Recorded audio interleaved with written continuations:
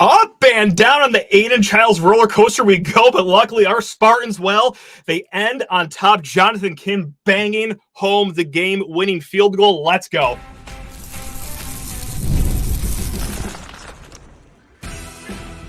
You are Locked On Spartans, your daily podcast on the Michigan State Spartans, part of the Locked On Podcast Network, your team every day. Today's episode is brought to you by 5-Hour Energy. Go to 5hourenergy.com and use promo code LOCKEDONCFB to receive 20% off your order. Respectfully to our wonderful sponsor there, we are not going to need 5-Hour Energy for the rest of the night. After that 27-24 victory, now tomorrow, don't get me wrong, I'll be craving one first thing in the morning after celebrating all night. But yeah, guys, the Spartans have done it. They won a Big Ten game against the Terrapins. Maryland was on the verge of a 3-game win streak over our Spartans, but Aidan Chiles, Nick Marsh, the offensive line, the defense, they say not so fast, my friends. We're actually going to leave College Park here with a nice little victory. Before getting to all that, guys, please rate, review, subscribe, comment below your favorite part of this blessed Saturday that we are living. And hey, if you ever want to reach out, lockedonspartans@gmail.com is where to send your fantastic emails. Let's get in to the show. And as much as I want to start this show by just being the most arrogant PRIC, you know what, and, you know, tout that someone on the show predicted a Michigan State victory, which, Sparty, you Homer fan over there. Oh, of course you're blindly picking your team, who's a 9.5-point underdog, to win this game. That's all you do, you little idiot over there. No, we'll talk about that here in a little bit. Let's talk about the actual players, though. Oh, man. Look, we were sky high in Nick Marsh, and that's not some brainiac take, okay? Like, he was ranked in the top 150 nationally. All right, this kid was amazing at River Rouge High School. Okay, you saw why he was a high 4-star, borderline 5-star player. Can high point the football. At 6'4", he has great physicality. You clearly saw today that he has the speed, but man, what else did we talk about this offseason with Nick Marsh? It's that, you know what? Even for great receivers, even for receivers that could be starting day one, it's very hard to produce as a true freshman. If you're a new listener of this show, this is going to be the first time you're hearing this stat. If you're a loyal listener of Locked On Spartans, well, I'm sorry. Here it comes for the 75th time. He's the best recruit at wide receiver since 2012, Aaron Burbridge. Okay, as far as like the 24/7 sports composite rankings go, he's the best receiver to come to East Lansing. Since 2012, only 2 true freshmen have caught at least 30 balls in a season. It's not even that much. Like, that's, you know, kind of like a middling season for an upperclassman. But that's to show you that it's difficult to produce right away, no matter how high your ranking is coming out of high school, no matter how physically gifted you are. But Nick Marsh says, I don't care about those silly little stats. Let me be the third guy to be on my way to catching at least 30 balls this season. He had 8 catches north of 200 yards. Of course, that one touchdown where he just caught it and ran like a gazelle. That's your star of the game right there. Nick Marsh, huge coming out party. Hardly the only receiver to have a really strong game. Throughout last week, even though he had 0 catches, Jerron Glover, he kept getting targeted by Aidan Chiles, right, in that Florida Atlantic game. And almost to the point where it's like, God, it seems like they have some chemistry that they really worked on in the fall, that they really were confident with going into the season. It's just not clicking right now against the Owls. They clicked pretty damn good against the Terrapins. Jerron Glover, 6 catches, 84 yards, a tutty. Of course, Montori Foster bounces back from a really rough opening night, 6 catches, 53 yards, and 1 touchdown. And also, oh man, the reason that we won this game, this happened very early, where there was a fumble after a catch. And by the grace of God, who was there to recover it? It was our man, Montori Foster. Jack Velling, he also got in the mix, 25 yards. But hey, let's talk about the guy that was slinging the rock to these receivers. It's Aiden Chiles, the story of the offseason. At one point, ranked the number 1 transfer quarterback, ended as the number 2 rated transfer quarterback. Any way you slice it, the prodigal son here of East Lansing. I've talked him up highly. Other media's talked him up very highly. You have probably been very excited to see him play this season, and that was not a good showing in week 1. And we weren't panicked on this show. We acknowledge that, yeah, first-time start for a sophomore can get a little wonky. You want some history? Go back to Connor Cook's first start. He went 6 of 16 in that first start. His career turned out pretty okay. Aidan Chiles was pissed after Friday night's game. He was at the podium short with his answers, actually interrupted himself to apologize to the media for being so upset, and he responded. Was it a perfect game? Absolutely not. In a very Connor Cook way, actually. He had some back-breaking moments there where you really thought, well, okay, if or when they lose this game, we're going to think about that throw to an open Michael Masunis that accidentally went to a Maryland Terrapin. Or, hey, instead of scrambling for a first down, he was 1 yard short.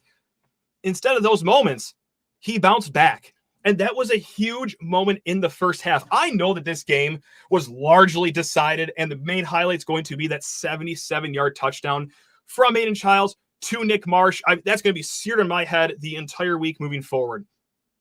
In the first half, the big moment that happened wasn't Aidan Chiles' interception. Of course, not great when he sailed that throw, I believe it was, to Jerron Glover, okay? Sets Maryland up right outside the red zone. Bang, easy Terrapin touchdown.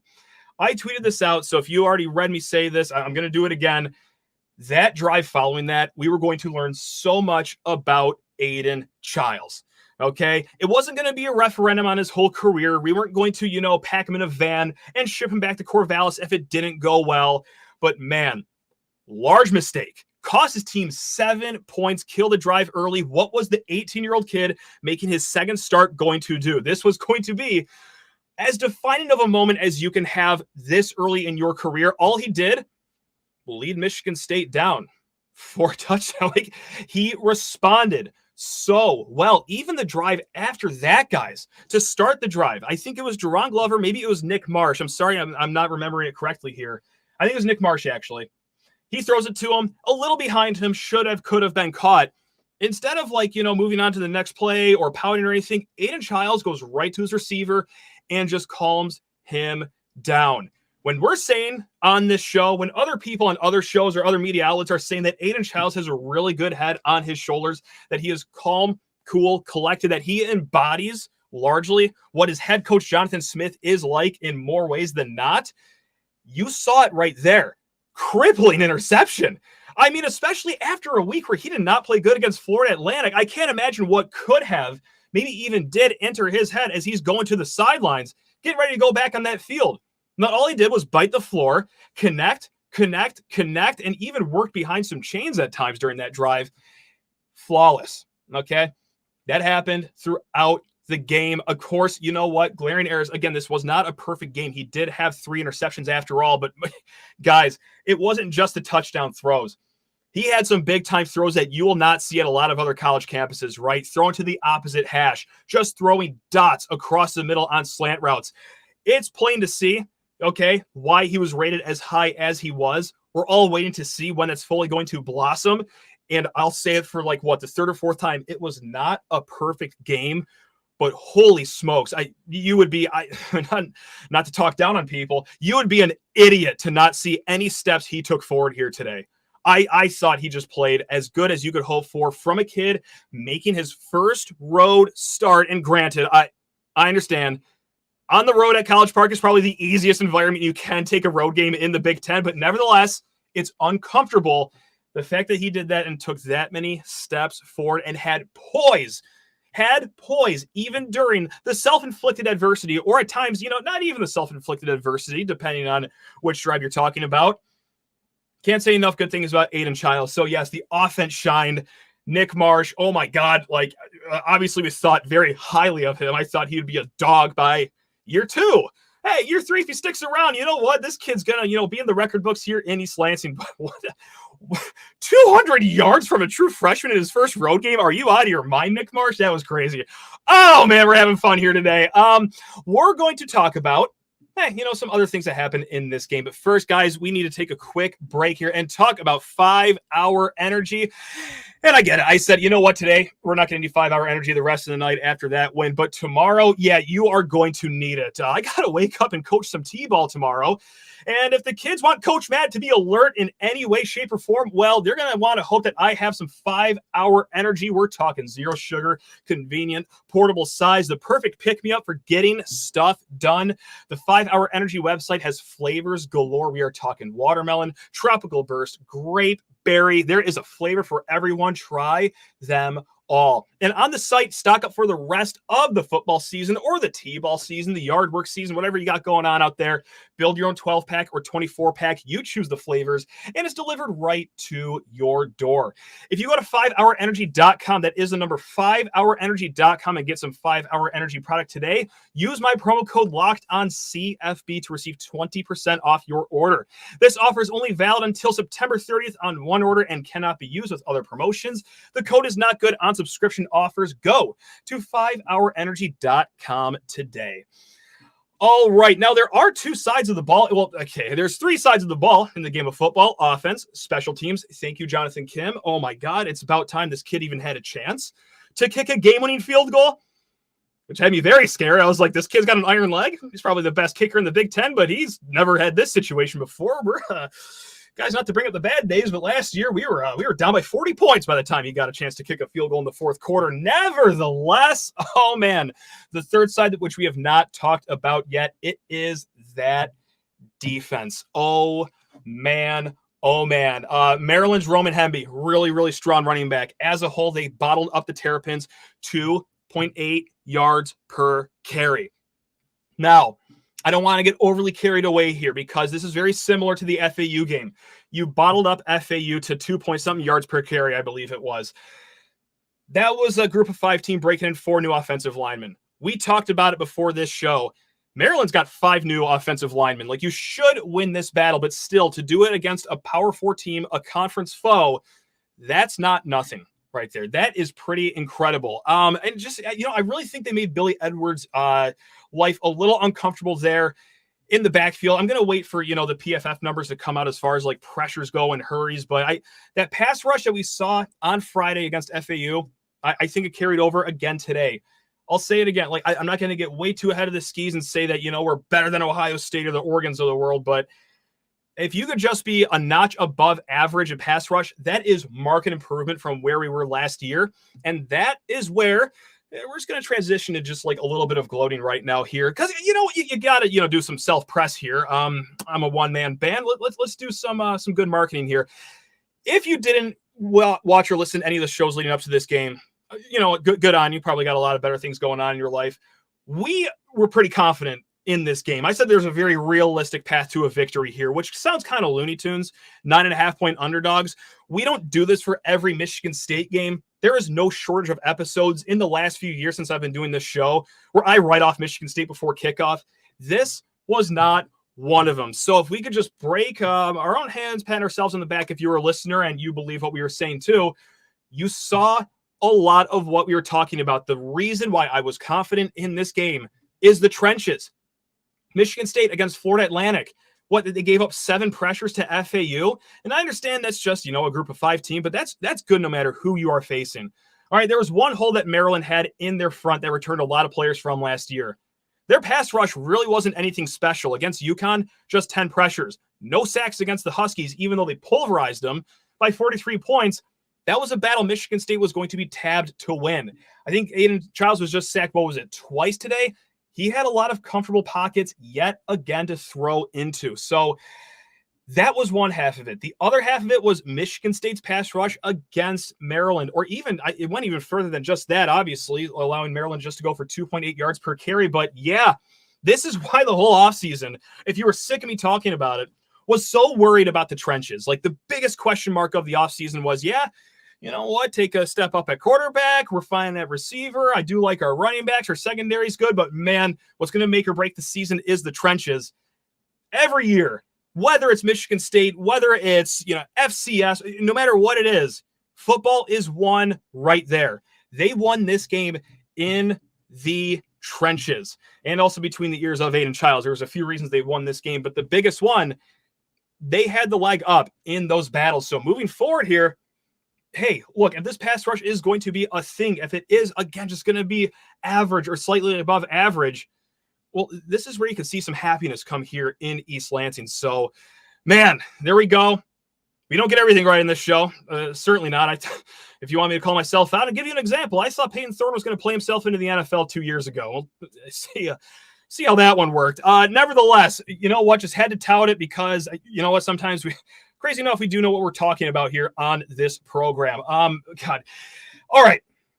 I went to Twitter. Enough about me. That was a little too selfish on my end. Enough about me. I asked a question to you fine folks out there. Does this game change your view on the rest of the season? Go ahead and sound off. We're going to bat first with Peach. Ceiling was always dependent on quarterback play. We just saw something special. We just talked about it in the first segment. Like the steps forward were there for the taking. I mean, whether it's just the routine throws that last year, those did not seem routine whatsoever. Whether it's extending plays with his legs, which is also the reason he only had 2 sacks too. Like, it is a very good performance by the offensive line.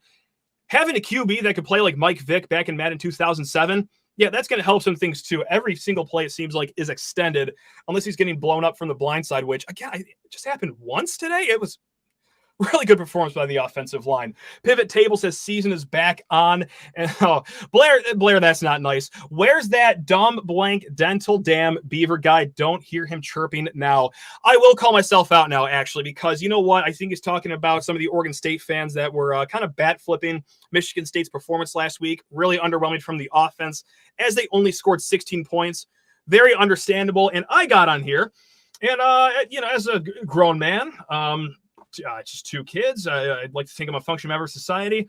I embarrassed myself. I was really almost emotional about what Brian Lindgren was calling in that game against Florida Atlantic. Way too vanilla. Well, he opened it up a little bit more, and I have to give him a tip of the cap to this. The run-pass split was 30 carries and then 39 passes. I understand.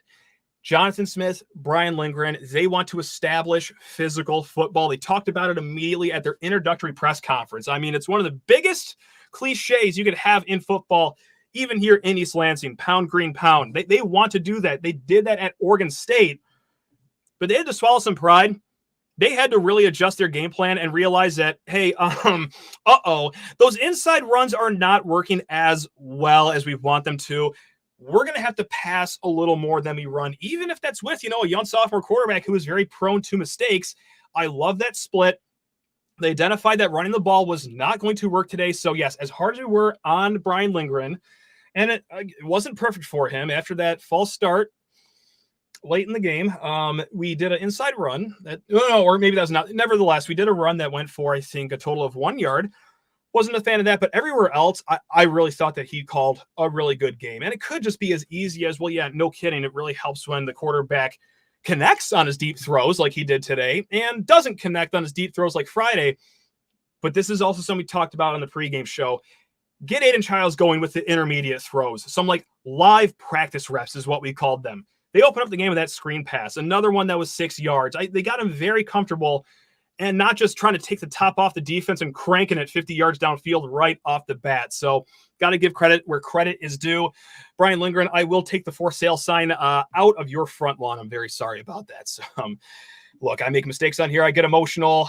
So that was one of those times. Folks, we are going to be back here in a hot segment. First, need to talk your ear off about one of my favorite new apps. It is Ultimate College Football Head Coach. I want to take a moment to give you a heads up on this brand new mobile game that I think you're going to love as much as I do, Ultimate College Football Head Coach. In this amazing game and simulation, you get to step into the shoes of a head coach and lead your college football program to glory. Can you imagine actually being the head coach of your Michigan State Spartans? From recruiting players, hiring a coaching staff, overseeing training camps, and handling school scholarships, you control every crucial detail of your program. It's all in your hands. Will you be able to handle the pressure? Well, I sure hope so. And here's what I really love about this game, guys. It is 100% playable offline. It is free, and there are no ads. You can play on the go as you want when you want to. And, of course, we have a special offer for you Locked On Spartans fans. Use promo code LOCKEDONCFB, that's all caps, LOCKEDONCFB, inside the game store to receive a free boost to your program. Make sure to take advantage of this perk as it will get your team off to a strong start. To download the game, Just visit ultimate-cfb.com or look it up on the app stores. It's Ultimate College Football Head Coach. Begin your coaching legacy today. Really quick, just one note too. Not to be a Debbie Downer here, but if we're going to just take a broad overview of the whole game, there was also one other moment I wasn't a fan of. Again, it's a victory podcast. It's largely positive, but it wasn't just that Aidan Chiles was short on that scramble, 1 yard. Like a quarterback should know where he is on the field. That's just a great example of growing pains with a young quarterback. Came up a yard short, fine, whatever, around midfield. What I thought was a possession that you could really use some points on. Little befuddled is the word I'll use, I guess. Confused. Why the punt? After that, your two biggest players of the offseason that you got in the transfer portal were your center, Tanner Miller. That guy likes to strap on the Doc Martens and take the boys for a hike for 1 yard. And then, your quarterback that likes to use his legs. And I know that he's not built like, who was the Iowa quarterback last year? Deacon Hill, who was like 350 pounds. Like, I know he's not a huge muscular physical specimen just yet in his career, but I would like to see you try to get a first down on a under center quarterback sneaks there. But again, we're just nitpicking just to show you that I'm just not a blind disciple and love everything going on here in the world. I just got to throw that out right there. But other than that, gosh, that's a really good win for your Michigan State Spartans. We're going to go back on Twitter, seeing what this means for the rest of the season. And really quick before we get to your answers, one of our bold predictions before the season was 4-0 going into that Ohio State game. Look, Prairie A&M coming up next week. If you win that game by any less than 40 points, that's a massive disappointment. That's an FCS team that is not even a good or marginally good FCS team. That should be a walk in the park. Let me knock on wood, all things considered. But yeah, even against Boston College, again, it all goes down to the trenches. You even saw that in the Boston College game against Florida State. You saw it in the Florida State game against Georgia Tech. And I bring those two games up because what happened against the Golden Eagles when they took on the Seminoles, I think it was like 75% of actually the takeaway was who Florida State was in that game, and 25% of, okay, Boston College is competent. But what you took away from that game is that Florida State has four guys that look like me on their defensive line. Like, I don't know if a single guy did a single squat in the offseason. That they look more like horse jockeys than they do defensive tackles. It is all done in the trenches. You're probably banging your head against the wall right now because I've said that so much this episode. But hey, when you win a game like that, when you keep your quarterback upright the entire game, when you don't allow the other team to get anything going on the run, it's worth pointing out. So yes, like 4-0, I think is very well on the table. I think the preseason prediction of 7-5 is right there for the taking. So guys, we'll see. That's a very exciting win. In order to make bowl eligibility, you needed to win some of these coin toss games, and a lot of them come in November. Talking the Illinois game, Indiana, Purdue, Rutgers. Guys, this game that happened today, the analytics said that this wasn't even a coin toss. Maryland had a roughly 25% chance of losing that game today. All right, like you, in a way, stole a game here. So, like, suck at metrics and suck at Vegas. We got you there. So, yeah, no, that's a really good win by Michigan State. I know I keep saying that, but oh my goodness gracious. Glue Guy says, I predicted 8-4 before the season. Felt worse after last week, but I'm thinking 8-4 could happen. Just have to clean up the turnovers a bit. Certainly. I'm glad they at least cleaned up the penalties there for a little bit. Speaking of penalties, very tense fourth quarter. I did not do a lot of laughing whatsoever. The only time I laughed was the Maryland defensive back, after damn near tackling Nick Marsh on his route, gives the ref the hands up in the air. What do you mean that's pass interference, as he almost took Marsh's pants off. Nevertheless, we'll just move along with that one. That Green Guy says, in order for this to be an actual season and not just us playing from behind, just trying to chase 6-6 mark, we needed this win. So yes, it does. This was the big thing that we said, that goes beyond the box score of what you could take away from this game. We just talked about, hey, this was hardly actually even a coin toss. This was kind of like a definitely lean loss. I don't want to say scheduled loss, but you weren't supposed to win this game, right? On the road, a team that's more established than you. They came off a great 43-point victory last week. Beating these guys, especially in light of all the mistakes you made, like that wasn't even close to an A game for Michigan State. I wouldn't even call it a B game. Since I'm such in a good mood, that was like a C+ game for Michigan State because their mistakes were massive mistakes. the fact they overcame those and still won with 10 games left in the season, like, my God, for a team that has so many new players, like, that's going to bond them together so much. That is going to give some belief in the locker room, a belief that hasn't been here probably since 2021 when K9 was carrying that rock. Okay? Like, this is a locker room that needed something to smile about. And no, we're not talking a late November win last year to move up to, woohoo, 4 wins on the season before getting sent through the wood chipper by Penn State. Like, no, this is actual optimism you could take into the rest of the season. And I know that sounds so rah-rah, and you can't quantify that. That's not in the box score or anything. That between the ears, though, I think we're going to see very shortly that is going to mean something. So, yeah, again, the fact that they did not have their A game or their B game and still won, I think only maximizes that sentiment even more. Oh, man. Not particularly, but I am super happy with the competitive spirit, said John in the desert, a big step forward on a long path. And yes, it is still a long path. Like, the Boston College game is not a guarantee victory, but you know what? Feeling a lot better about that game than we did earlier in the week. I do not like that it is Boston College's red bandana game, but that's the wagon we will circle here in a little bit. Aaron writes in, absolutely, that was a program win and raises the floor big time. He went from 1-1 to 2-0 with the real shot to go 4-0 to start the season. This was, a big step forward because they almost stole a game there. Anyone in the YouTube comments got anything you guys want to shout out? Oh my God, that's so many comments. Thank you guys so much for watching. My goodness. Wow, this is great. Thanks a lot for burning up some of your Saturday night with us, guys. What a Saturday, too, by the way. Oh, man, shame what happened earlier in the day over at that other Power 4 school in Michigan. That's a shame. Who would have thought that? You know, I get, they lost a bunch of NFL players. That's certainly the only reason that they lost. It wasn't the whole Spy Kid regiment that they had going on that had them getting lambasted by almost 20 points to Texas right off the shoot. Yeah, no, it was definitely the NFL players because Texas didn't lose any NFL players, especially to that defensive line. So just that's a really nice one to sit on right there. Oh, man, this was just a fantastic little Saturday we have had. Guess what?